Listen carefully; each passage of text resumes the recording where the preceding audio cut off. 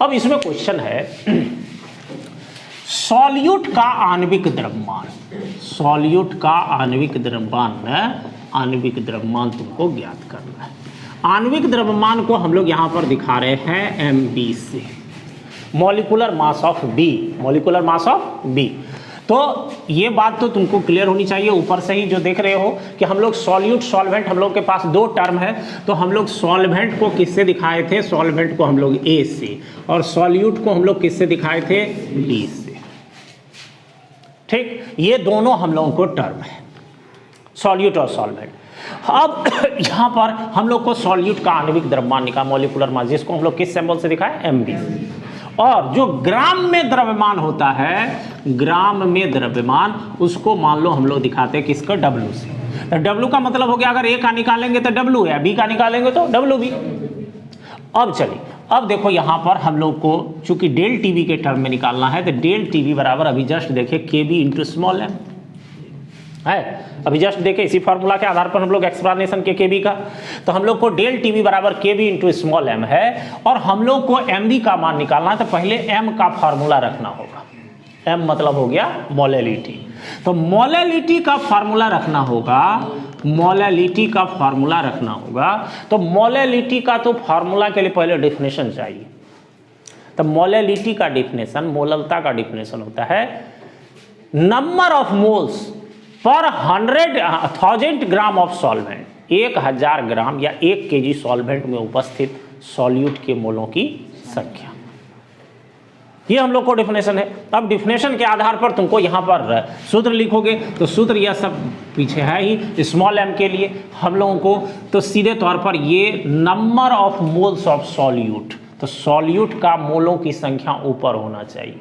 तो सॉल्यूट के मोलों की संख्या मतलब क्या होता है, मोलों की संख्या का क्या सूत्र होता है, ग्राम में द्रव्यमान बटे आणविक द्रव्यमान। पीछे एक टेबल हम बना दिए थे, कहते सब का खजाना है ये, ठीक है, वो बक्सा को बढ़िया से बंद करके रखो, ठीक है। तो यहां पर सॉल्यूट के मोलों की संख्या, तो सॉल्यूट के मोलों से सॉल्यूट का ग्राम में द्रव्यमान, तो ग्राम में द्रव्यमान को किससे दिखा रहे हैं, W से, और सॉल्यूट को किससे दिखा रहे हैं, B से, तो WB बटे आणविक द्रव्यमान, तो आणविक द्रव्यमान को MB से, सॉल्यूट दिखा रहे थे MB। अब पर 1000 ग्राम ऑफ सॉल्वेंट, तो 1000 ग्राम ऑफ सॉल्वेंट पर, अगर 1000, तो यहां पर सॉल्वेंट का ग्राम में द्रव्यमान बटे 1000 आएगा, तो 1000 किधर चला जाएगा, ऊपर, तो 1000 अब बटे हो गया तुमको WA, मतलब सॉल्वेंट का ग्राम में द्रव्यमान। ये पीछे का फॉर्मूला 2-3 बार रिपीट किया है, एक बार तो जो हम कंसंट्रेशन बताए जहाँ वहाँ है ही, जिसमें फिजिकल यूनिट, केमिकल यूनिट, और फिजिकल यूनिट में तुमको सब मास परसेंटेज हो गया, वॉल्यूम परसेंटेज हो गया, मास वॉल्यूम परसेंटेज हो गया, ppm हो गया, मोल फ्रैक्शन हो गया, ये सब आ गए। उसके फिजिकल में हम तुमको फिर मोलैलिटी, नॉर्मलिटी, और उसके बाद मोलैरिटी, ये सब आ गया।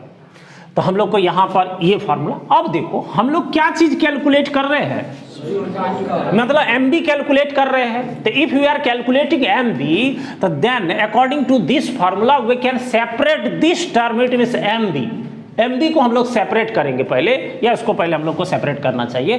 तो देखो यहाँ तो डेल TB है, तो इस MB को हम यहाँ पर लाते हैं, तो ये इसके जगह चला जाएगा, तो हम लोग को MB बराबर हो जाएगा KB इंटू WB बटे डेल TB, ये यहाँ पर आ गया ना WA, अब मल्टीप्लाई कितना 1000।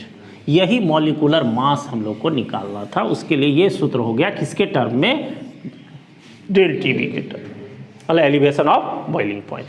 छोटा ही टर्म है, छोटा ही कैलकुलेशन है, पीछे का ही भाग है, लेकिन तुमको इस पर विशेष, कभी कभी ऐसा होता क्वेश्चन तुमको ऐसा पूछ देगा कि क्वथनांक का उन्नयन क्या है, क्वथनांक का उन्नयन क्या है, और क्वथनांक के उन्नयन के टर्म में सॉल्यूट के मॉलिक्यूलर मास की गणना करें, तब तो तुमको उससे भी आगे बढ़ना पड़ेगा। जहां कॉलिगेटिव प्रॉपर्टी प्रूव्ड किए उससे आगे का ही ना ये टर्म है, यहां तक तो हम लोग प्रूव्ड किए थे।